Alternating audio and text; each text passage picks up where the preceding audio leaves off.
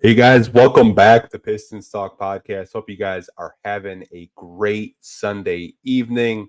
Little change of plans in today's podcast, today's episode, if you will. So, originally, we were supposed to have Eric Vincent join us today, but things happen, life happens. He has another engagement, um, and that's perfectly fine.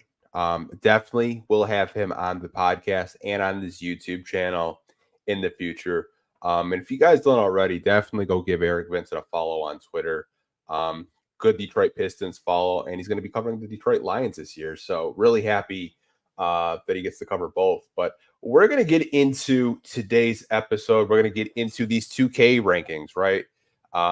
There's not a whole lot to talk about right now in the Detroit Pistons off season. It's the dog days of off season. We have like maybe another month or so before we actually get actual content, right? Those Remy runs should be happening pretty soon, I was told. So that's good to hear. Probably within the next couple of weeks, we'll probably see some Pistons.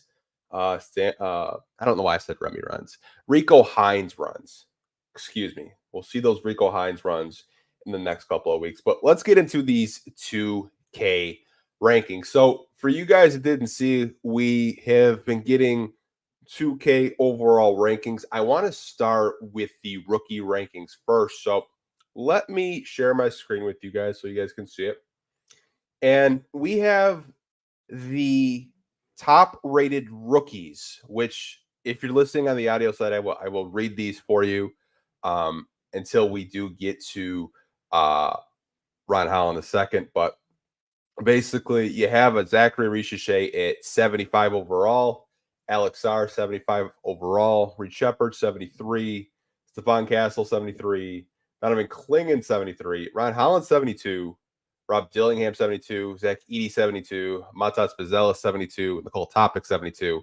And then the list goes on with Ron Holmes, Terrence Shannon Jr., Cody Williams, TJ Solong, and Devin Carter, all at 71. You have Dalton Connect, Bub Carrington, Khalil Ware, Jared McCain, Tristan Da Silva, Jacoby Walter, Jalen Tyson, Yessa Messi. I think I pronounced that right. I probably butchered it. I apologize if I did.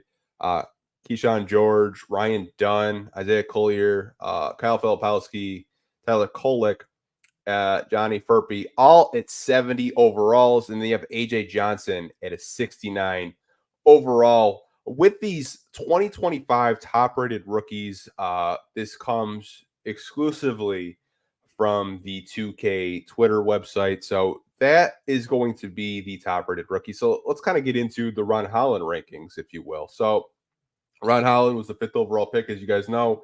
He's sitting at his 72 overall with 2K. Now, I personally think when we getting into these 2K rankings, I think a lot of us that play the game, myself, I play it. I don't really get too hung up on rankings because throughout the season, they can get updated, they can get improved. I think 72 for Ron Holland starting off is actually kind of a fair ranking. Anywhere between like 72 to 74, I thought was fair for a Ron Holland. But you have, the top draft picks like Richichet, who was number 1, 75. Alex Sarr, 2nd overall pick, 75. Reed Shepard, 3rd overall pick, 73. So I think Ron Holland is exactly where he needs to be with these 2K rankings. I don't really have a problem with it personally. I know there are some people that are probably going to, listen back to this, or if you're watching live right now, whether that's on Facebook, Twitter, or YouTube, you probably just don't care about these 2K rankings, but it is something to talk about, something for us to discuss. Personally, I think it's cool to see, Ron Holland at the top of the rookie top rated 2025 list from NBA 2K. But we are going to transition into more 2K rankings, if you guys will. Now, this is from 2K as well, like I mentioned. And you have top 100. So this is 100 through 91. And if we scroll down right here at 97, you have Jaylen Duren that is sitting at an 81 overall. Other players that have an 80 win overall, you have Derek Lively Jr., Nick Claxton, who the Pistons, I don't know. I thought the Pistons were going to sign him, but they didn't this offseason. Daniel Gaffer, Nikola Vucevic, Isaiah Hartenstein, Naz Reid, and Mikal Bridges are all 81 overall. So Jaylen Duren will be joining the likes of them with an 81 overall in 2K. Now, again, I think whether or not you guys really care about these, I know some of you guys do, some of you guys don't. I think 81 is pretty fair for Jaylen Duren. I think he has a chance to, rise as high as 85 if he has a really good season this year. Uh, Again, like your 2K rating can get updated throughout the season. If you have a better season, say the Pistons are out and they crack that 20 win range, would not surprise me at all if you see Jaylen Duren towards the end of the season with an 85 overall on NBA 2K this season. Now, if you go over to the 50-41 rankings, we have Kade Cunningham. Now, Kade Cunningham was ranked an 86 overall, and he's the 41st best player in NBA 2K this year. Now, if we just kind of go through the list, Alperen Sengun is rated 50. He has an 85 overall. Brandon Ingram, ranked 49, 85 overall. Julius Randle, 85 ranking. Scotty Barnes, 85 ranking. Evan Mobley, 86 ranking. DeJounte Murray, 86. Derek White, 86. Franz Wagner, 86. And Jalen Williams, 86. So all these guys, they're good players. Kade is sitting at 86. I think Kade has the potential to get up to a 90 personally. I think this is the season that I'm expecting out of him. I think Cade's going to have a very good, it's crazy to say his fourth year when technically it's only his third year, but I think Cade's going to have a really good campaign. Getting more spacing around him would not surprise me at all if you see Kade in those 90 overall rankings with 2K this season. That's just my personal opinion on it. I don't know how anyone else watching live right now, whether that's on Twitter, Facebook, or YouTube, watching this live, how you guys feel about these Detroit Pistons 2K rankings. You got Ron Holland sitting at 72. You got JD, Jaylen Duren, 81. And then you have Kade Cunningham, 86 overall with these 2K rankings. But it's something I did want to talk about with you guys just for a couple of minutes or so. Again, I play 2K a lot. I don't know about, anyone else watching this live stream, this on this YouTube channel, Twitter, Facebook, whatever. I don't know how deep you guys are into 2K, but something I think everyone has a very strong opinion about. But it's good to see that these guys are, getting proper rankings. I mean, I know in years past there were, draft picks that we had just didn't really have the rankings that we wanted, but I think 86 for Kade is fair. 81 for Jaylen Duren is fair, given the 14 win season that we had last year. But we are going to move on to the next segment, the next topic. And before we get into that, definitely do agree with David. Watching on Twitter, shout out to David. He said the ratings are fair, in my opinion. They're going to be higher during the season. Exactly what I was talking about earlier, David. I think with the 2K rankings would not surprise me if you see like an uptick, like with Kade Cunningham, for example. He was at 86. Like, who's to say he can't get to 90 throughout the season, especially with all the updates. Like, that's my biggest pet peeve with 2K is the updates. And then I got to sit there for like 10 minutes because I have slow Wi-Fi. But doesn't really surprise me whatsoever. With these rankings, I think they're fair. Mike Hill watching live on YouTube right now says I play Rec. Same here. I really do. I think I'm going to buy a PS5 because I did ask you guys. I know this is completely off topic. Asked you guys if I should buy a PS5 or Xbox. I don't even know, Xbox Series X. I'm still out of the loop. But a lot of you guys said I should get a PS5. Looking to get a PS5, get back in the gaming. It's been probably like 6 years. I'm going to come out of retirement and start gaming more. But do want to get into the next segment because I think this is a topic that some of you guys are going to have some pretty strong opinions on. And, this week we saw a couple of moves from respective teams. And one of the moves was EJ Liddell got waived from the Phoenix Suns. Now, why I'm bringing this up and why I think this kind of matters, you guys, is EJ Liddell played in New Orleans for a little bit. Matt Ryan, who played on the Pelicans, also got waived. And the reason why I'm bringing this up right now, and the reason why I think this could be a topic and a conversation that we can have, is Trajan Langdon and Michael Blackstone, Fred Vincent, all came from New Orleans. And the way my brain thinks, I always think when you bring in a new, president, GM, whatever it may be, you tend to bring guys with you that you worked with previously. Now, EJ Liddell, I mean, you guys could look up his stats. He hasn't done a whole lot in the NBA.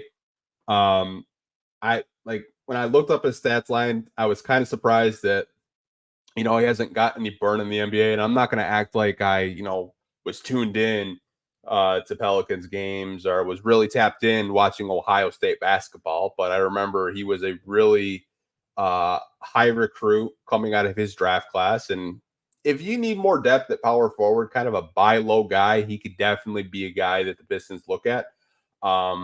Maybe you give him a two-way spot, which I don't know if he's been in the league for more than 4 years, because if he has, then he can't really qualify for a two-way spot. So I might sound really stupid saying that, but he could be a guy you'd look at. He could. I know in the summer league he was doing pretty well for the Hawks, and he was with the Atlanta Hawks G League team, the Birmingham Squadron, I believe the name is, and he did pretty well in the G League. He just hasn't really got a lot of burn in the NBA. Might be a diamond in the rough. You never really know with these guys. Might just need more playing time, more of a consistent role. Maybe the Pistons look to bring him in. I don't really know. He's a guy that maybe want to look at.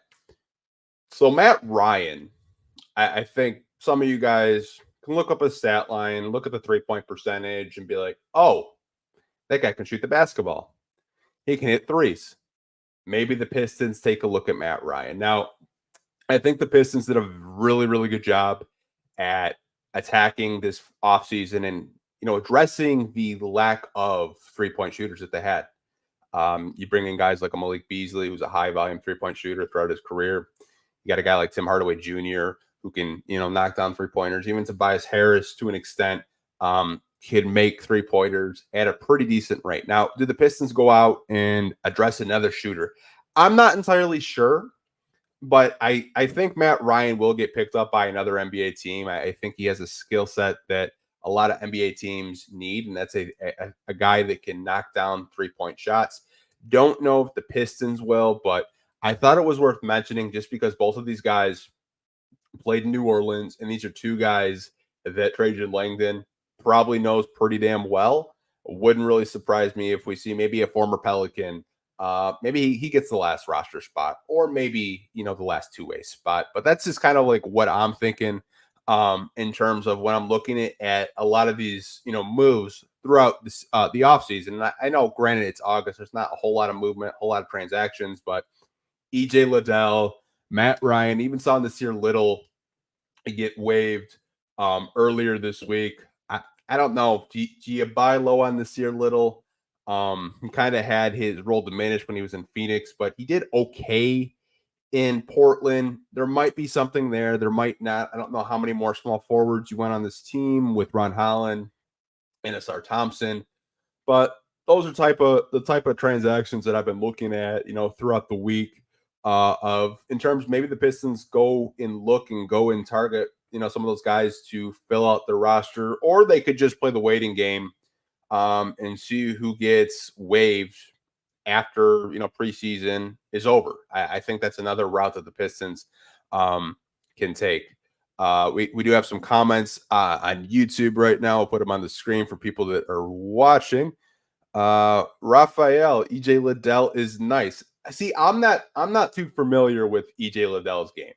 I did watch some highlights. It looks like he has some ability to stretch the floor Really tenacious rebounder, but I'm not going to act like I know EJ Liddell's game. Like I've watched a whole lot of tape on him. I maybe watched, I don't know, 30 minutes of G League tape and just some NBA tape, very limited NBA tape, I will say. But he looked good in the summer league. I will say that.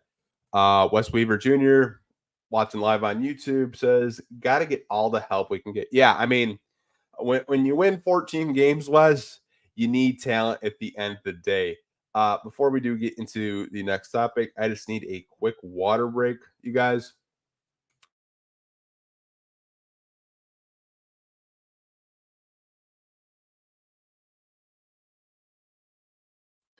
Okay, so for the third topic, I want to talk about some news that we got yesterday, and that has to do with Isaac Okoro. Now, we got a report from Sam Amico from the Hoops Wire talking about the Pistons are interested in Isaac Okoro. I think the exact words, I do have it pulled up right here. It says former coach of the Cavs, JB Bickerstaff, and the Detroit Pistons are wildly interested in Isaac Okoro. I don't mind this conversation. I really don't. Um, I think Wes just said it a couple of minutes ago, and he said, "Got to get all the help we can get." Like, yeah, we have a lot of small forwards with Asar Thompson and Ron Holland, but Isaac Okoro, I think, is a good defender. If you buy the 3-point percentage, I know it was on really low volume, but he still shot a pretty good percentage. He's a good player. I think the only issue you would have with Isaac Okoro, and I think a lot of you guys would probably agree with me, is he's not an unrestricted free agent. He's a restricted free agent. Now, I was listening to the Hoop Collective, and Brian Windhorst is probably the most tapped in reporter when it comes to the Cleveland Cavaliers. He said that the Cavs, offered him a multi-year deal, and he hasn't accepted it. If you kind of, buy in and believe to, the rumors with Isaac Okoro that he's looking for a bigger bag, I heard a rumor up to 15 million. I don't know that to be true or not. But if you're the Pistons, you have to at least make a call. Make a call and see what it would take to get Isaac Okoro. If you can get him for a pretty decent price, I think he would add defensive versatility. He would add something that JB Bickerstaff knows. JB Bickerstaff's very familiar with this game. He knows how to use him. He knows how to properly use him. He's just not going to be, clogging the lane or being out there being a player out there that's just like not in the rotation whatsoever. I think JB Bickerstaff would know how to use him. The other thing with Isaac Okoro that I do like is he's very versatile. I mean, I feel you could play him at shooting guard to, small forward, even small ball four. I mean, if you're getting really small. I like him as a defender. I think offensively, that's where you have your questions and also like kind of like fit with Sar and Ron Holland. But I think as a defender, I would, to me personally, I would be okay with it because we were just so bad last year defensively. And the wings that we had last year were just absolutely terrible. It would be really funny if we go from, basically like Isaiah Livers, Asar, Kevin Knox to Asar, Ron Holland, and Isaac Okoro. You'd probably have one of the most athletic wing depth charts in the NBA, if you ask me. But I don't really know where Isaac Okoro is going to land. If he does land in Detroit, I would not be mad at it, but that's just my opinion personally. I don't really know what the Pistons would be willing to give up to get a player like a Isaac Okoro. But hey, man, that's just me. I'm sure you guys will have really strong opinions about should the Pistons try to go after Isaac Okoro, even though he is at RFA and you're going to probably have to trade something to get him because the Cavs just aren't going to, trade him for absolutely nothing. I'm sure they want something in return, but something I thought we're talking about for a couple of minutes, and I'm sure a lot of you guys have a lot of strong opinions about what the Pistons should do with their last roster spot and their remaining cap space. One of the next topics I did want to get into, and this is probably going to be a bulk of the podcast, so this is going to be fairly long. Now, with it being off season, I'm always trying to look for topics for you guys. And I was on Basketball Reference, really good website if you're looking up stats, advanced numbers. I'm sure a lot of you guys have probably heard of Basketball Reference. And they have this feature, this brand new on their website called Projected Stats. Now, what I did was I went into the projected stats feature that they have on their website, and I did guard projections for you guys, forward and center. So we're gonna go over each projections. They predicted their stats, and we're gonna react to it. I definitely want you guys watching live.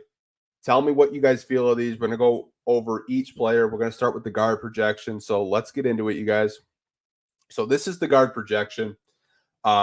This is from Basketball Reference, so we're going to get straight into it. We'll start with Kade Cunningham because I think a lot of people, including myself, were very intrigued what's going to happen with Kade Cunningham this season. Now, if you look at their projections for Kade Cunningham this season, they have Kade sitting at 23.6 points per game this season, 5.2 rebounds a game, 7.6 assists per game, shooting 45.4 from the field, 35.4 from three, and 86.5 from the free throw line. Again, that is Kade Cunningham's stat projections from Basketball Reference.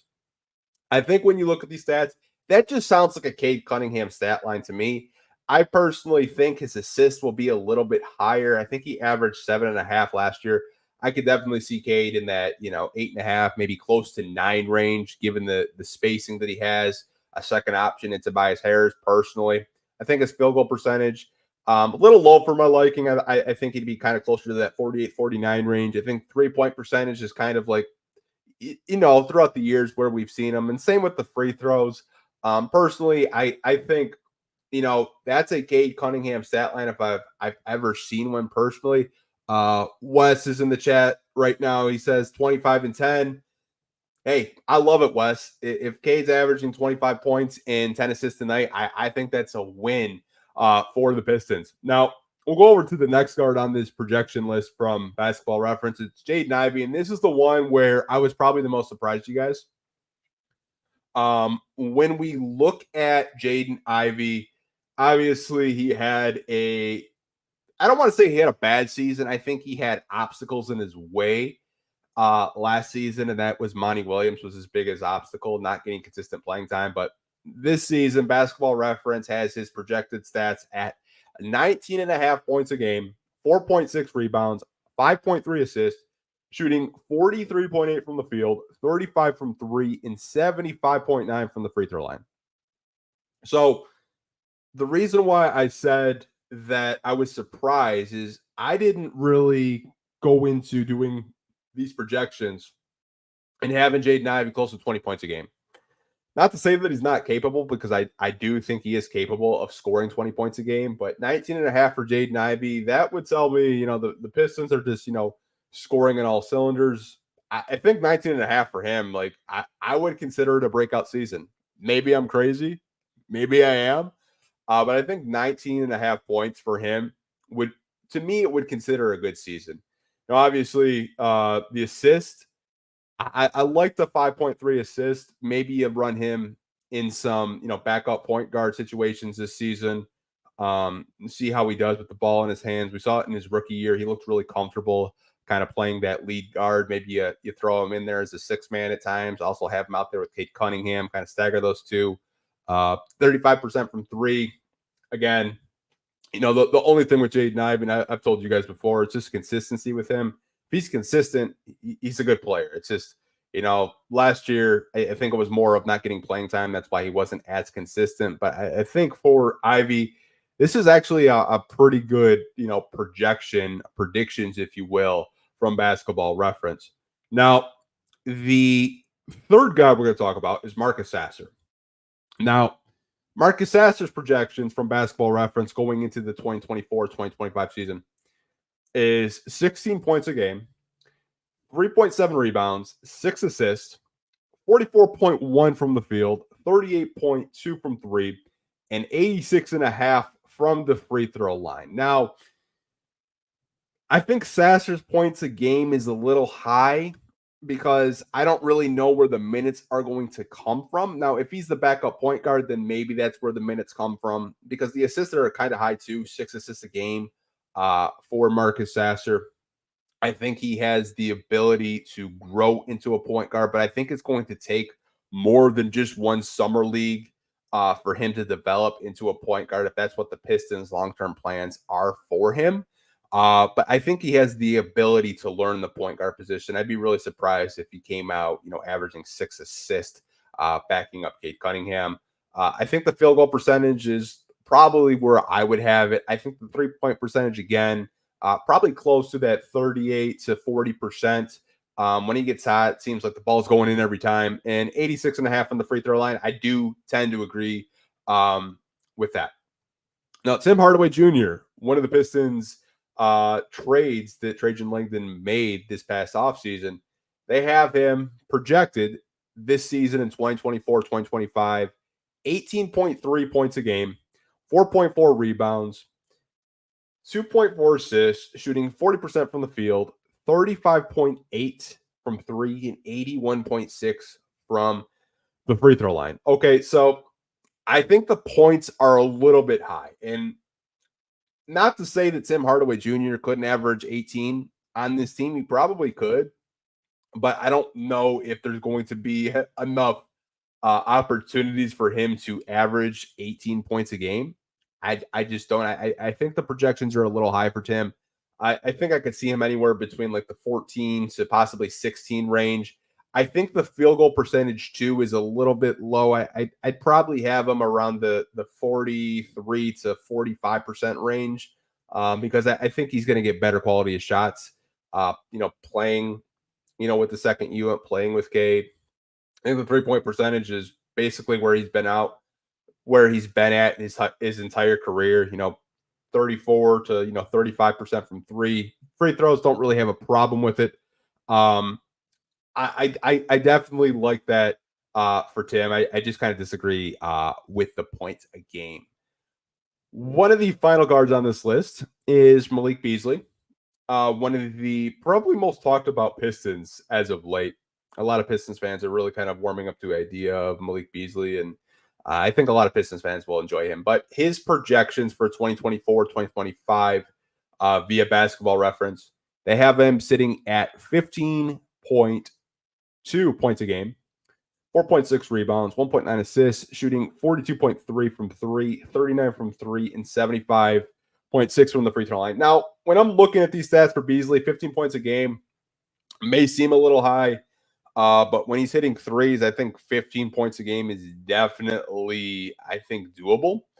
I don't really have too many gripes with this stat line. I think the rebounds aren't going to be that high. They'll probably be lower, probably closer to 2, in my personal opinion. But, 39 from 3, that's kind of been like where he's at throughout his career. Maybe the free throw percentage is a little high. And someone said, Mr. Longitude said, with these averages, we're getting 30 wins. Yeah. When I was doing these, making these in Photoshop for you guys, because I knew this was going to be a bulk of the podcast, I was like, man, if, Cade's averaging close to 24, Ivy close to 20, Sasser close to 16, Tim Hardaway 18, Malik Beasley 15. Yeah, that's definitely a 30-win team. But I thought this was a really fun conversation that we could get into. Now, no disrespect towards Wendell Moore. I did not put him in the guard category. Excuse me, cannot talk today. I don't really know where Wendell Moore is going to get the playing time. I personally think you might see him with the Crews quite a bit. But I didn't really have him in here. I feel like these are the guards that a lot of you guys talk about: Cade, Ivy, Sasser, Tim Hardaway Jr., and Malik Beasley. But personally, I think these are a little bit saturated. They're a little bit high, but it is something that we can talk about Now, we're going to get into the forwards next. I think the forward conversation, I think a lot of you guys will have really strong opinions with too. So the forwards, we put it on the screen for you guys. So these are the forwards. Now, before we get into the 6 forwards on this screen, now they did not have Ron Holland or Bobby Klitman on Basketball Reference with their stat projections. Now, what I did was I did my projections. This is what I think Ron Holland and Bobby Klitman could average. So just a little PSA, they're not on Basketball Reference. I don't even think they're in their database yet because they haven't really logged NBA minutes. But we're going to go over all 6 forwards on this list. So let's start with the Sar Thompson. So Basketball Reference had him, at 13.4 points a game, 9.1 rebounds, 2.9 assists, 49.4 from the field, with a steal and a half a game and 1.3 blocks. They also had his 3-point percentage at 22%. I do want to say that because I think there'll be some people that will ask, like, well, what was his 3-point percentage? Their projections were 22%. Now, I think the points a game are on par. I think I'd be lower on his points a game, maybe around like 11, 12. I think 12 would be a little bit on the high end. I don't really think that the Pistons are going to look at him in terms of scoring. I think they're going to look for his role to be more defined as a communicator on defense and the team's best defender, in my opinion. Now, getting to the rebounds, I think the rebounds are kind of low personally. When he was healthy, Sar was just going up for rebounds. He was one of the team's better rebounders for the first half of the season. I think 9.1 rebounds for him is actually kind of low personally. Maybe I'm, drinking the Kool-Aid a little bit with the Sar Thompson, but I think 9.1 rebounds is a little low for him personally. I think the assists too, 2.9 assists. I like the Sar Thompson's playmaking. I think there's a real role for him eventually. I don't know if it's going to be this season with JB Bickerstaff, but I do think there is a role for him to facilitate a couple of offensive sets because he has the IQ and the passing ability to, set up teammates. I think right now the only thing holding him back to, getting consistent, ball reps of being a secondary playmaker, in my opinion, is just the handle, but I think he can develop the handle over the next couple of seasons. But 2.9 assists for him, I think is in the ballpark. Field goal percentage, 49.4. I think it's a little high, but would not surprise me if he did finish around there, just because when you kind of look at a bulk of his offense, it is a lot of it's in transition, a lot of it's around the rim, even catching lobs. So I think his field goal percentage would be a little bit higher than most on this list because he's not taking consistent mid-rangers a lot. He's not shooting the 3-point shot on a lot of attempts per game. So I think 49 is a little high. I could see him like around the 45 to maybe 47 range. Personally for me, the steals per game, 1.5. I definitely think that's doable for him. The type of defender he is, playing the passing lanes, just being a pest out there. As one of the best defenders on this team, and would not surprise me if we start seeing his name in conversations for all first team all defense, defensive player of the year. I think he's that special. I think he has definitely all the tools to get 1.5 steals a game, and I think the blocks a game too. He's just a good defender. 1.3 blocks a game for him, I think is doable for him. Before we kind of get into that, I want to give a shout out to PD Max. Say you can start now. I'm here.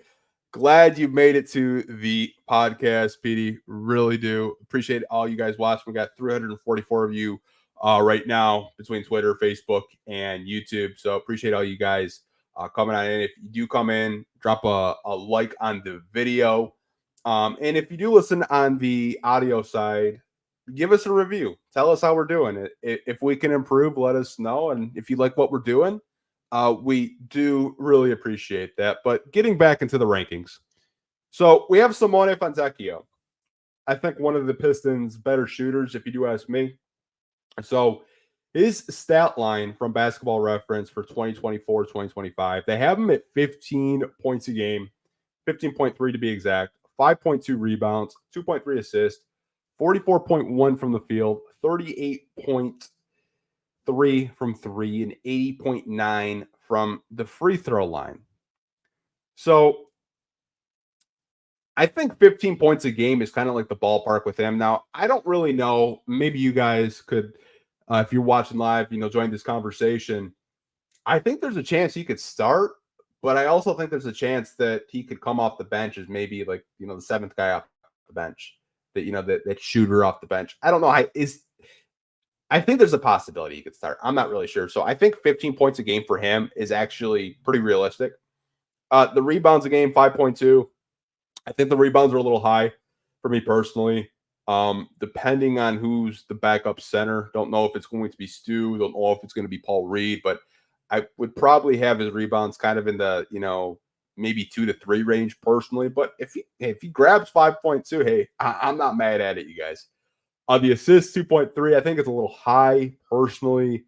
It really depends who's going to be the backup point guard. Don't really know who that is going to be. Don't know if it's going to be Jaden Ivey, Marcus Sasser, or if Trajan Langdon and the Pistons go out and sign one. But they have him at 2.3. I kind of have him like around the maybe 1.5, 1.8, like in that area. Field goal percentage, 44.1. It depends. I think it depends whether he's starting or coming off the bench. If he's coming off the bench, I could see that being more of a realistic possibility because when he was playing with Cade, his field goal percentage was pretty good. But if he's not starting, I could see, 44 to 46 for him. 3-point percentage, 38.3 from three. I think that's like right up his wheelhouse personally. I think when you talk about Simone Fontecchio, he's one of the better shooters, 3-point shooters, specialist on this team. So I think 38% from three is pretty realistic for him as well. And then the free throws are, 80.9.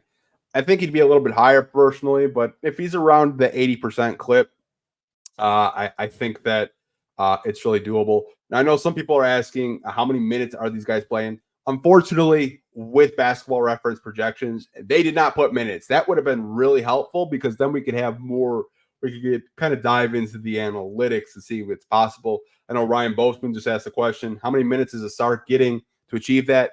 They didn't put it. These are just their projections over on Basketball Reference right now. You guys can definitely go check that out. They have every player in the NBA, their projections, and what they think they'll do. But they didn't really give minutes per game, which I was kind of disappointed by. But these are just kind of like baseline stats of what they're thinking, what their computers are saying that they think that these players will average. So Simone Fontecchio, again, 15 points a game. I think it's pretty realistic. I think it could be higher if he does start. But that's just my personal opinion. I'm really high on Simone Fontecchio. So the next player on this list is probably the Pistons' biggest free agent acquisition, and that is Tobias Harris. So Tobias Harris projections this season via Basketball Reference, they have him sitting at 17.4 points a game, 6.6 rebounds, 3.2 assists, 48.5 from the field, 36.3 from three, and 86.7 from the free throw line. So I think the 17.4, this sounds like a Tobias Harris stat line. I think it's realistic. I think there will be games where Tobias just goes off for whatever reason. There could be games where he's scoring over 20 points a game because he's going to be the secondary option next to Kade Cunningham. That is going to be Cade's number 2 option. He's looking to get the ball to it. So I think 17.4 is really doable for Kade Cunningham. Now, the 6.6 rebounds seems a little high if you're sharing the court with Jaylen Duren, because I do think Jaylen Duren personally is going to be grabbing a lot of rebounds, but they have him at 6.6. I think Tobias would probably be a little bit lower on my stat prediction. I would probably have him like at the 3 rebounds a game area personally. That's just my opinion. 3.2 assists a game. I could definitely see that with Tobias, especially him being able to score at all 3 levels, put the ball on the floor, and find the open man. I think Tobias at around that 3 assists per game range is doable personally. The field goal percentage, 48.5. Again, I think it's doable with Tobias. It might be a little bit lower because his shot volume is probably going to go up. Being in the starting lineup, being that probably starting power forward for the Pistons, I could see his field goal percentage anywhere between 44 to 46 personally. I think 48.5 is a little high. 3-point percentage it kind of just looks like a Tobias Harris 3-point stat line personally. I think anywhere from 34 to 37% is realistic. They have him at 36.3, which I think is pretty realistic. And then the free throw percentage, 86.7. I honestly think Tobias stat line is probably one of the most realistic stat lines that we've talked about so far. Personally, we really do. But I like it. Next player we're going to get into is Beef Stew, Isaiah Stewart. So his 2024-2025 projections. So they have him at, I almost said 16, 13.6 points a game, 9 rebounds, 2 assists a game, 48.5 from the field, 37 from 3, and 75.5 from the free throw line. This kind of seems on par with Stu. I think the rebounds are a little high personally for me. And I don't really know what his role is going to be. I don't. I'm not going to act like I do. I don't think he's going to be starting anymore. I think he's going to be either backing up Tobias at the power forward or backing up Duren at center.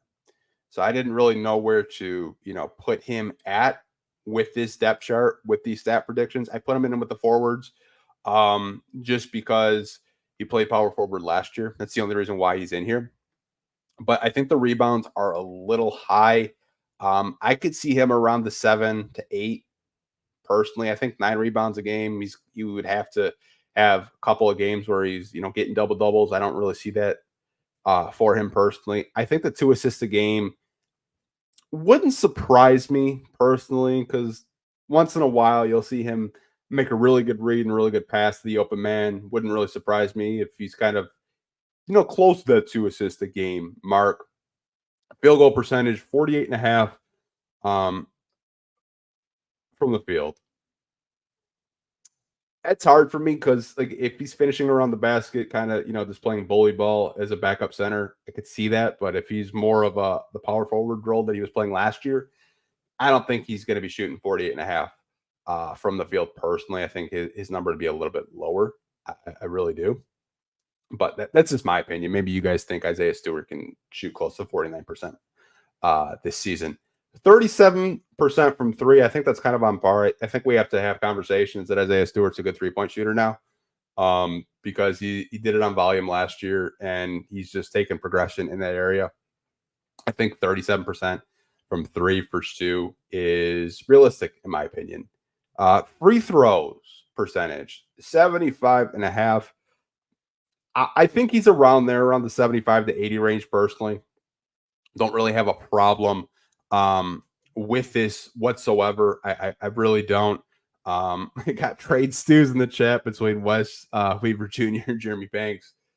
Yeah, I mean, some of you guys like Stu, some of you guys don't, but hey, I like him. I just think if we see him more of a backup reserve role, I think we'll have more respect for him, not really forcing him to be in the starting lineup anymore because you signed Tobias. But I think Tobias, off the bench would just be something that this team really hasn't had, is just the energy big off the bench, just providing hustle points and defense. And I think he'd be pretty good off the bench, but that's just me. So like I mentioned in the top of this forward stat projection, they did not have Ron Holland or Bobby Klitman in their database yet. So I did my predictions. Now, I don't know how much either of these guys are going to play. I don't know if they're going to be in a nightly rotation. So with Ron Holland, I went under the assumption that he's not going to get consistent playing time, but there may be nights where JB really leans on Ron heavily to, play some minutes. So I have him at 6.8 points a game, 3.7 rebounds, 2.1 assists, shooting 44.3 from the field, 26.7 from three, and 74.5 from the free throw line. So, again, these are just my predictions with Ron and Bobby. I just don't know what his role is going to be. I also feel that the Pistons necessarily don't have to rush him into playing right away. So there could be nights where he just doesn't play, or if he does play, it might be garbage time or just, really, quick, maybe 1 minute, maybe 2 minute spurts for him. But personally think that, a stat line like this for me seems pretty realistic. The 3-point percentage might be a little high, but I really buy into the shot. I buy into Fred Vincent working with him throughout the season. And you could see stretches where maybe he kind of shoots close to 26, 27%. That's just me personally, me kind of buying into Fred Vincent as a shooting coach and a development coach. Now, Bobby Klintman, again, I think he kind of falls under the same criteria as Ron Holland. Don't know how much playing time this guy is going to get. So my projections and my stats for Bobby Klintman: 7.2 points a game, 2.4 rebounds, 2.7 assists, field goal percentage 42.1, 3-point percentage 33.7, and free throw percentage 81%. I think that there could be situations where Bobby Klintman might get more minutes than Ron Holland. And the reason why I say that is because I think there's a real opportunity for him to get minutes because of his ability to knock down the 3-point shot. And also, we saw some playmaking in summer league that may, kind of carry over into training camp that's going to be starting within the next couple of weeks in September.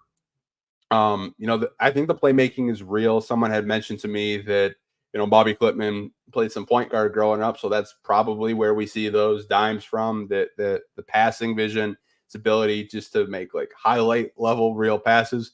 But I think Bobby, again, he could be in the rotation some nights just because of his ability just to make the right play, his ability to hit the 3-point shot.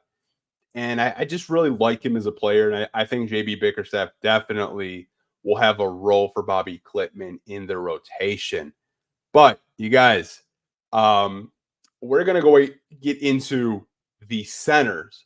But I have to take a drink of water. I think I just talked for 20 minutes for all these 6 forwards. But seeing all your comments right now in the comment section, we'll get to it in a second. I'm just going to take a quick drink of water and we'll get back into it.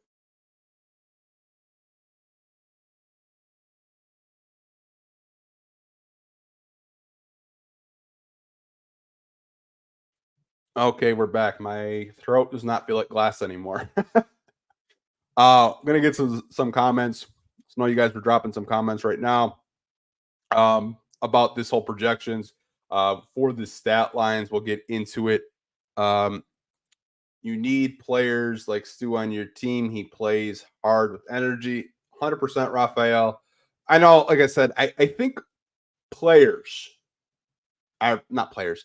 Um, Fans, that's the word I was looking for. Fans this season, I think when they see Isaiah off the bench, I think their perception of him may change a little bit just because him being like kind of like that hustle energy big off the bench, I think it's more valuable than him being forced to play power forward. I think we'll definitely see that this season. Um, got a comment from David watching on Twitter right now.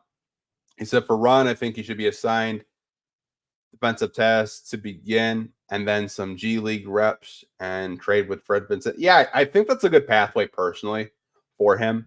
You don't really need him to start like right off the bat. Like Asar Thompson last year had to start. We didn't really have any good defenders on the team like whatsoever. Like he had to start.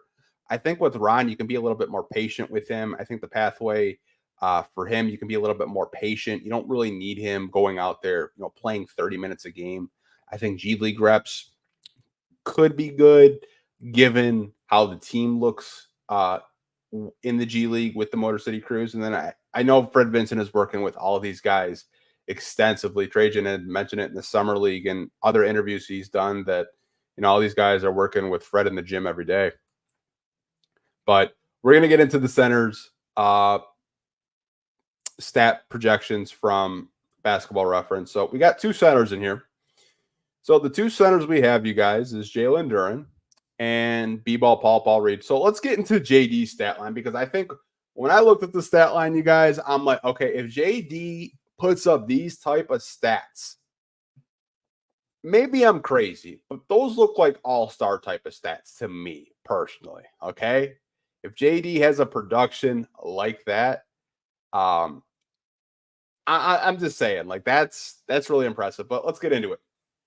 So 16.3 points a game, 13.8 rebounds, field goal percentage 62.8, 3-point percentage. This one kind of surprised me.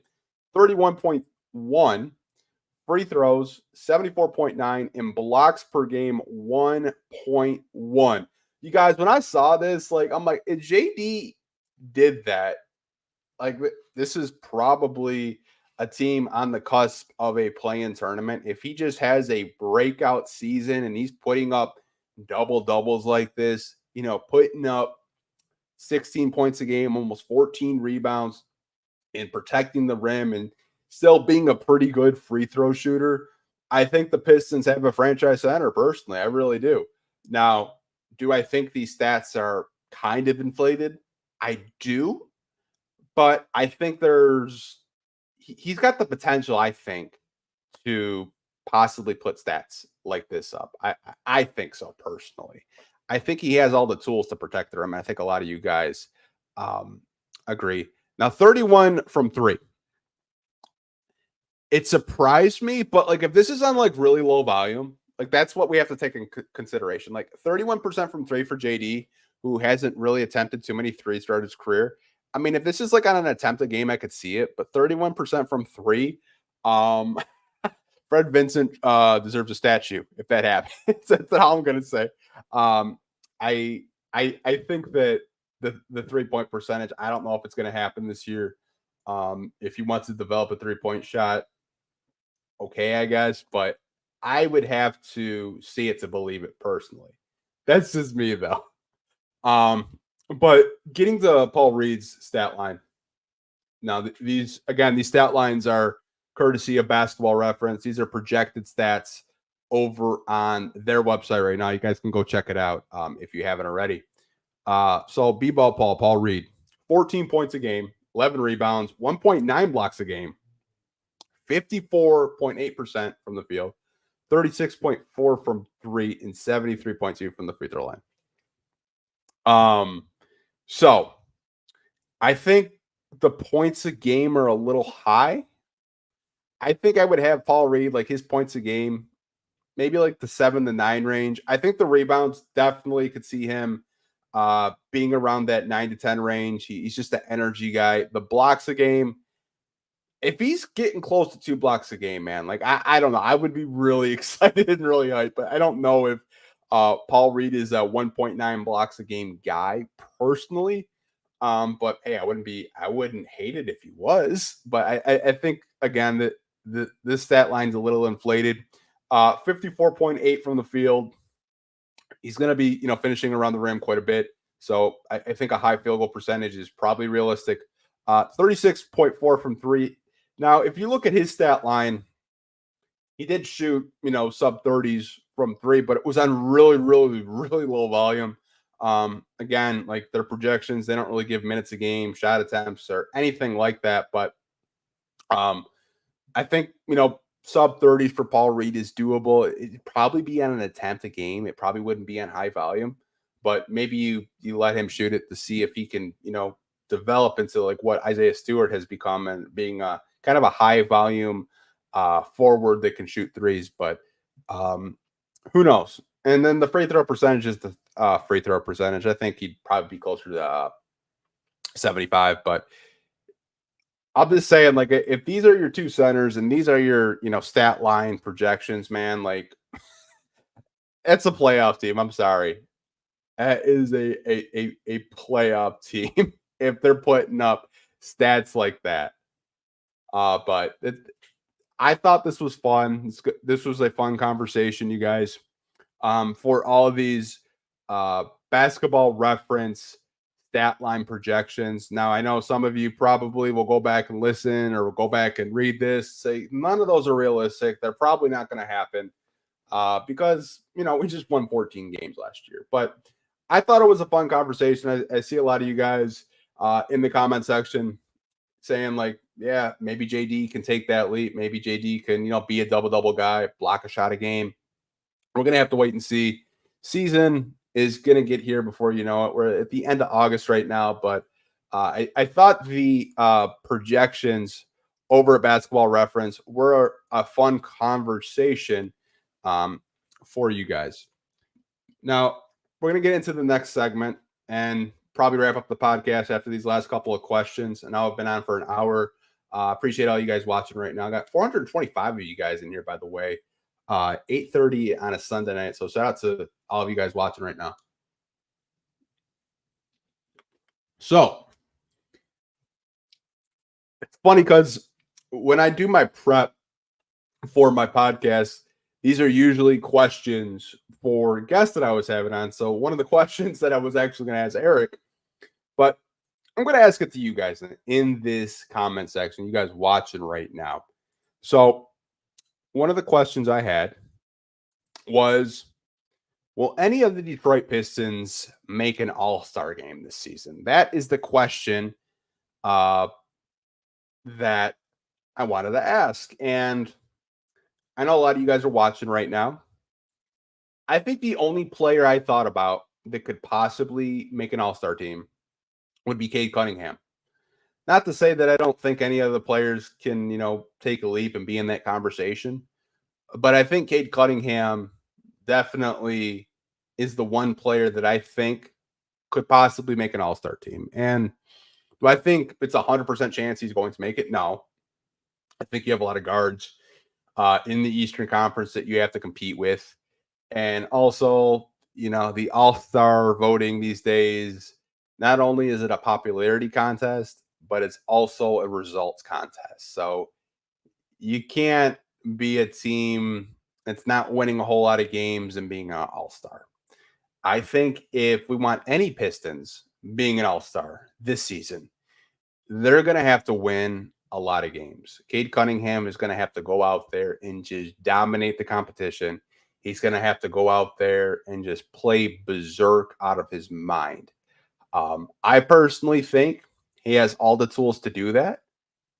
It's just a conversation where you have to ask yourself, are the Pistons going to be in the position in the win column to where the national media will vote him in and also the fan vote as well? I think Kade would personally, Billy Bands just commented watching live on YouTube. He said 25, 8, and 5. Like personally, I think that's probably what he would have to average for the national media to pay attention to the Detroit Pistons and give him all-star votes. Personally, it's just, that's how it is. I mean, look how crazy Blake Griffin had to do when he was in Detroit to get an all-star consideration. I mean, if you look at Blake Griffin's season, he didn't make NBA first team or second team. He made third team, and he had his best season statistically in Detroit. I think that's just the type of season that Kade would have to have. Is he's going to have a season where he's just, scoring close to 30 points a game on good efficiency, and the Pistons are winning games. I think that's the only way I could really see him making an all-star team, just because the competition in the guard spot, the backcourt, if you will, with the all-star selections, and then the win column, and then his performance as well. But I do think he has all the tools and the potential to, be in the conversation to make the all-star team. But I know a lot of you guys possibly don't think that, and that's fine. I think we have these conversations all the time. I know Adrian just had commented what it would probably take watching live on YouTube. I want to put his comment on the screen right here. So Adrian said, Kade, if we win 30 games. Yeah, like if the Pistons are kind of on that trajectory where it's looking like they're going to win 30 games, like, yeah, then you have those conversations. He could possibly make an all-star selection. I don't know personally. Again, I think it has to come down to how many games are the Pistons winning? What does Kade's stat line look like? Is he making others better around him? Which I think all these questions, I think he can check those boxes. It's just you get into the national media. Not a lot of national media guys are really high on Detroit outside of our own guys here. We don't get a lot of love. We got a lot of love last year, but that was because of the losing streak, and everyone wanted to talk about the Pistons last year, and for all the wrong reasons. But I do think there's some potential for Kade to possibly, make an all-star team eventually. Just don't know if it's going to be this year. I think a lot of things would have to go right. I do. Now, the next segment I wanted to talk about with you guys, we're getting a lot of these Vegas lines with the win totals with the Pistons, right? I've seen as high as 25 and a half, 24 and a half, even 27 on some unofficial Vegas websites. Now, ESPN came out with their projections for the Detroit Pistons. And they're projecting the Pistons to win 20 games this season. Now, I have my thoughts and opinions on this, and we're going to get into it. So, Pistons won 14 games last year. I think when I look at the offseason that they've had so far, obviously it's not done. You added Tobias Harris. You added Malik Beasley, Tim Hardaway Jr. You got Paul Reed off of waivers. You drafted Ron Holland. You're adding Bobby Klippman. I think that's more than a 6-game improvement. I do. I think 20 games this season for the Pistons seems a little low. I personally have them in between the 24 to 28 range personally. That's just my opinion. I think 20 games this season is kind of low. I saw this article from ESPN, their projection list. I just don't agree with it personally. I think 20 wins, a whole lot would have to go wrong. A bunch of injuries would have to happen. And I know some of you guys in the comment section watching right now, you think they could possibly win 30 games. You think they could possibly, get into that playing spot. I don't think you guys are wrong. I think that, a lot of things would have to go right for that to happen, but the bottom of the East is pretty weak. I think it's a strong possibility that the Pistons could put themselves in that conversation. And, you're bringing in vets, brand new coach, brand new strength and conditioning team that Trajan Langdon did bring in. I mean, Trajan Langdon has reshaped not only this coaching staff, not only, the front office, but also the other stuff. Like having a new strength and conditioning trainer, I think is huge because we had the same strength and conditioning trainer since the Dwayne Casey era. Trajan Langdon's bringing in a brand new guy, and we've had a lot of injuries throughout the year. So hopefully this new guy can, come in and, get these guys right, get them healthy. He's hired a lot of new people in this organization, and he wants to turn it around, and he seems like the type of guy to do it. Again, I think when I look at everything he's done, from bringing in players, bringing in shooting coaches, bringing in well-respected coaches, I think 14 to 20, I'm not feeling it. I think the Pistons could definitely be in the conversation to double their win total. I think they could get up to 28 wins. I think that's a real possibility with this team. I think 20 wins is a little low personally for me, but hey, I know you guys will have strong opinions, watching this live or, listening to the audio side later when this is released. But I think ESPN is kind of low on the Pistons and can't really blame them. We only won 14 games last season, but that's just kind of my take on the whole, 20 wins. That's where they project us this season coming up. Now, we have two more topics, quick little topics we're going to talk about. And this is kind of an off-season topic. And I want to know what you guys' hot take for this season. Personally, I have a hot take that it's been in the chamber for quite some time. Now, you guys might not agree with me, and that's okay. That's why I love social media. That's why I love doing these shows, because you guys don't always agree with me, but at the end of the day, we can still respect each other, right? So my Pistons hot take is I think Ron Holland is going to play more minutes at shooting guard this season than he will small forward. I think Ron Holland, personally, to me, I think ideally they'd like him and Asar to be the future of this team. Both have incredibly high ceilings, but I could see a world where Ron Holland could be your projected two guard, 3-4 years out. And, he's locking up the opposing, best player on the team. Him and Asar switching together at the shooting guard and small forward positions. I personally think when I look at Ron, I think there's a lot of possibility of him playing shooting guard minutes. That's kind of my Pistons hot take. We do have some Pistons hot takes in the comment section that we are going to put on the screen for you guys. And we do have a couple coming in. I've got Wes Weaver Jr., who's been watching the entirety of the podcast. So shout out to Wes. He's got 6 seed at least. So that is his hot take for this season. Man, 6 seed at least, man. I think a lot would have to go right for the Pistons to make a 6 seed. But I definitely like that. Just hot take, Wes. Love it. Pistons would have had more wins last season if Bickerstaff was coaching that same Monty team.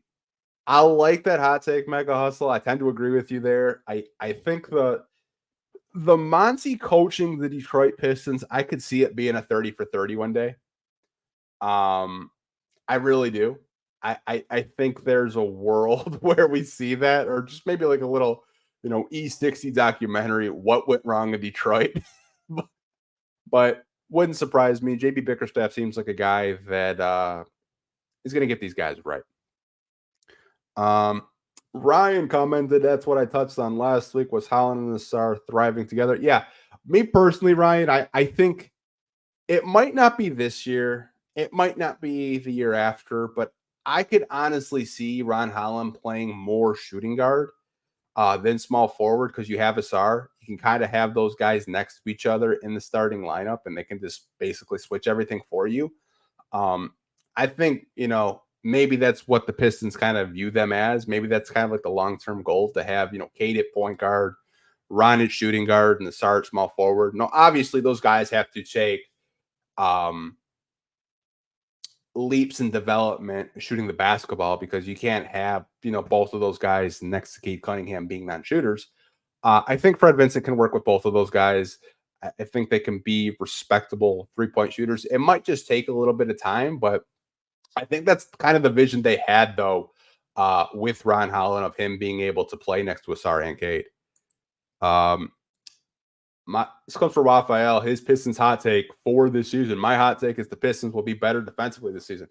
Yeah, I honestly, I think they will too. I honestly, when you kind of look at, Paul Reed, I think Paul Reed's going to add better defense. Now, depends where they play him personally. I don't know if it's, backup power forward, center, who knows. You still have Asar. Ron Holland's a good defender. And you have some guys on this team that are probably going to take leaps defensively, I think. But that was kind of my hot take. I think eventually we are going to see Ron Holland play shooting guard. I don't know how soon that's going to be because you still have Jaden Ivey on this team, which don't know what's going to happen with him. Don't know if the Pistons are going to keep him, extend him, or trade him. I really don't know. I think the season will be very interesting to see what happens with Jaden Ivey and the Detroit Pistons. So we have one more topic. And again, these are off-season topics, you guys. Try my best to find topics for you guys, news throughout the week. It's pretty stale. One of the questions I want to ask you guys is, which player this season is the biggest X factor on the Detroit Pistons? Now, I have my X factor. And I'll tell you guys my X factor for the Detroit Pistons this season. My X factor is not Jaden Ivey, not Jaylen Duren. It's going to be Bobby Klippman. I think Bobby Klippman for me is an X factor. And the reason why I have him as an X factor is because I could see a real world where he does get minutes, and there could be games that he plays where the three-point shot is falling. He's just playing sound basketball, making good decisions. I think he could be a big X factor for the Pistons. I could also see Paul Reed. I think Paul Reed could be a big X factor this season. Having a guy like him and Stu on your team together, I think he could be a big X factor. Wes Weaver's biggest X factor watching right now is Marcus Sasser. Yeah. I mean, Sasser could be an X factor. We really don't know what to expect out of him. Some people think that Trajan Langdon is going to trade him personally. I don't know what Sasser future holds. I hope the Pistons find a role for him, but there could be a real world where Marcus Sasser could be the biggest X factor. David watching on Twitter right now, he says his X factor for this season is JB Bickerstaff and his staff and Brad Vincent too. I like that. I really do, because when I was thinking of this question, I didn't really take coaching or coaches for that matter into consideration. I like this answer by David saying that JB Bickerstaff and his staff, add Fred Vincent too. Definitely all those guys could be X factors personally. I think JB is just going to be a breath of fresh air for all of us, having a coach that we didn't really have to bribe to come here. And he seems like a guy that really wants to uplift this team, make basketball fun, and get these guys in a good position to play winning basketball. I personally think that, JB Bickerstaff and all the coaches that he brought alongside with him, like Luke Walton, Sidney Lowe's coming back. There's a lot of good assistant coaches that are on the staff. My X factor is the free agents. Yeah, I mean, you got Tim Hardaway, you got Malik Beasley, Tobias Harris. All those guys could be huge X factors. For sure. But we've been on for about an hour and 35 minutes, it looks like. Or an hour and 11 minutes. I'm sorry. I don't know why it said an hour and 35 minutes. I was looking at the second timer, but I want to do something that I do every week with you guys. And I might extend it a little bit longer because I'm by myself. I don't really have to worry about other people being on this podcast, because sometimes I have to, respect their time. But we're going to do some questions, and we'll do Q&A like we do every week.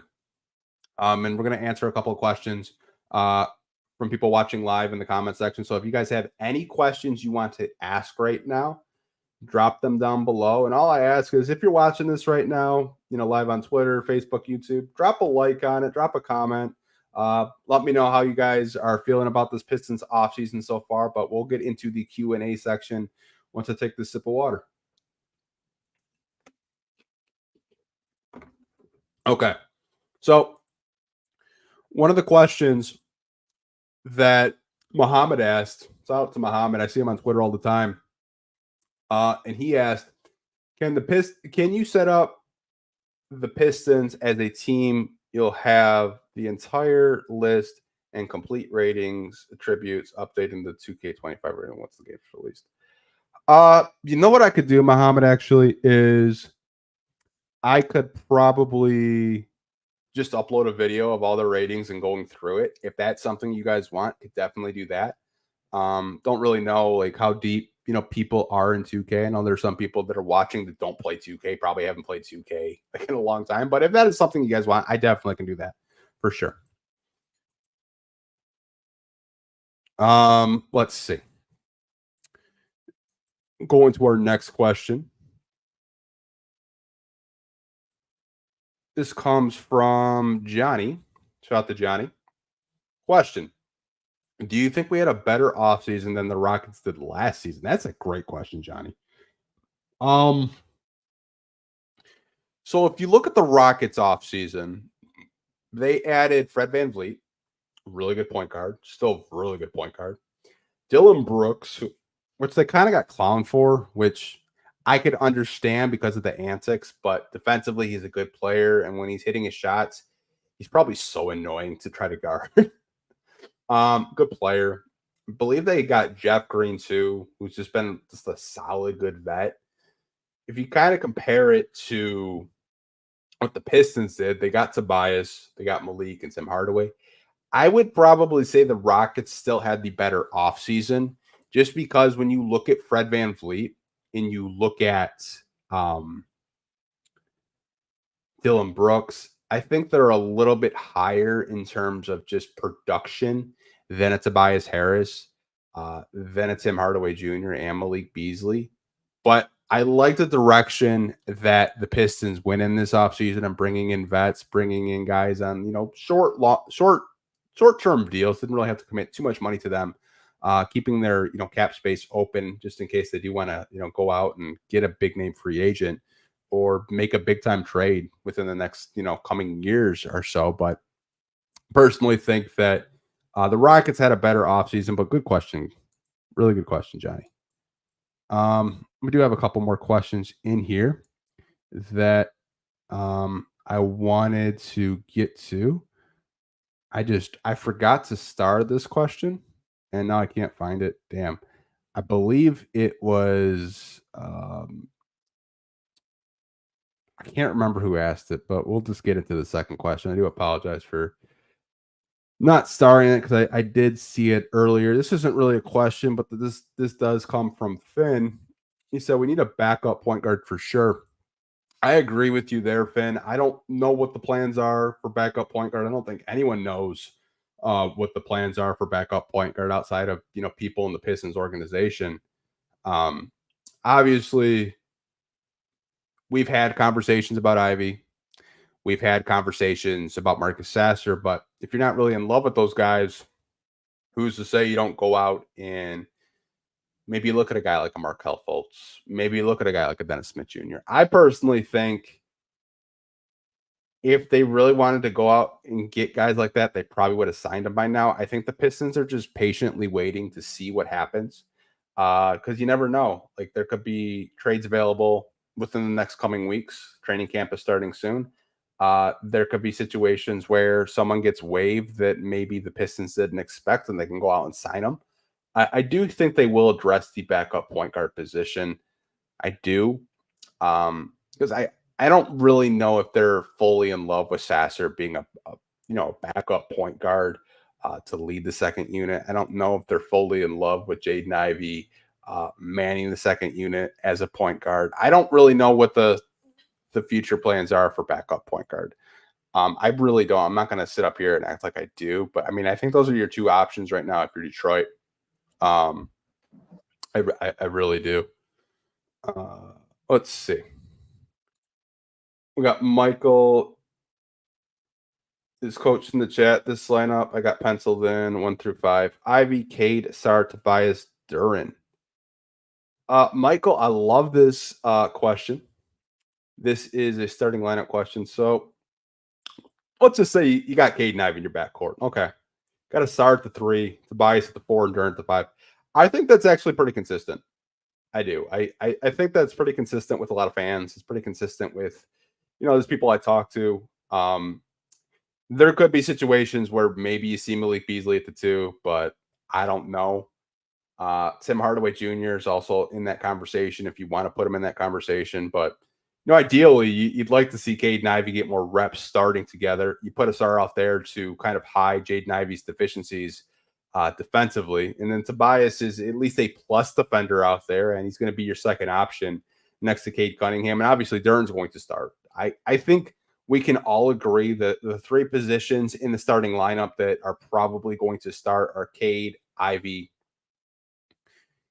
Tobias, and Duren. It's just, I'm sorry. The 3 positions that we can agree with is Cade, Tobias, and Duren. I think those are the 3 positions that I look at that I can pencil in. It's just the shooting guard and the small forward questions I have. Like, do you put Simone Fontecchio where Asar's at in your projection starting lineup because you want more spacing next to Kade Cunningham? For the 2 guard, do you put Malik Beasley out there because he's a high volume 3-point shooter and he could probably help Kade Cunningham spacing wise? Do you put Tim Hardaway Jr. out there? I don't know personally. I do think, though, when we get into these conversations with projected starting lineups, I don't think any of you guys are wrong. I think there's a lot of different combinations that the Pistons could do. That's just my biggest question, Michael, and maybe you have that too, is like, who's going to be the shooting guard and who's going to be the small forward? Because all the other positions, I think we can all agree with. That's probably what's going to be the starting lineup day one with JV Bickerstaff. Because I think it's a really fun conversation. I really do. Got a question from Michael Powell we're going to get to. I know Michael watching this, each and every week. So shout out to Michael. He said, do you think Kade has a breakout year and makes his first All-Star game? Now, we talked about this a little bit earlier in the podcast, Michael, about can Kade make an All-Star game? We kind of laid out the criteria where, we think the Pistons have to win a whole lot of games. Cade's going to have to go crazy to get the national media votes. Now, do I think Kade could have a breakout year? Absolutely. I think Kade could definitely have a breakout year. I don't really know if he's going to have to score the basketball like he had to score the basketball last year because he has vets like Tobias and Tim and Malik on the roster now. Maybe he looks to facilitate more and set his teammates up more. He's going to have more offensive options next to him. But yeah, I think he could have a breakout season. I think Trajan in his first offseason basically says, well, Kade needs shooting. Let's go get him some shooting. And that's what he did. I think Trajan looks at this roster and he looks at what he could do. And I think he checked a box right away is, surrounding Kade with 3-point shooters. That's what he needs. And I think he has all the tools to have a breakout season. I don't really know if he's going to have to score the ball as much as he did last year, but that's just my opinion. We'll do one more question. This comes from David watching on Twitter. Shout out to David. Who is working with Fred? Do you think he'll work with the bigs too? The only player that I heard that Fred is extensively working out with is Asar. And the only reason I heard that is because it was an interview with NBA TV. But I'd assume that Fred's working with everyone at least a little bit, David. I think that their main focus is really on, Asar and Ron, because I think those are the two guys that they're really invested in terms of just hitting their ceiling. I could see, Jaden Ivey working with him, Kade working with him. I think they're all working with him to some extent. I just think certain players, David, might get a little bit more one-on-one, reps with him, training with him, because the Pistons really need Asar or Ron, if not both, to develop their jump shooting. But I honestly think Fred's probably spending a little bit more time with Asar because I honestly think, Asar could have a really big season this year. I think a lot of people are looking at him to possibly, break out with the Detroit Pistons. But that's the last question we are going to answer on this podcast. We've been on for an hour and 22 minutes. So I appreciate all 513 of you, watching this right now. I'm going to upload the audio probably a good 20 to 30 minutes after this live stream is over. So if you guys don't feel like watching all the YouTube ads, watching this back, completely understand. We will upload this on all of the podcast platforms, Apple, Spotify, whatever you guys use. We're also on the podcast platforms if you guys want to listen to that. But I appreciate all of you guys, tapping on in for over an hour and 20 minutes on a Sunday night. But we'll see you guys next week. It might be a pre-recorded episode because I believe it's Labor Day weekend. So I'll probably have an interview set up and probably just pre-recorded on Sunday. But appreciate all of you guys watching this, and we'll see you guys next week. Hope you guys are staying safe. Take care. Talk to you guys in the next podcast. Peace.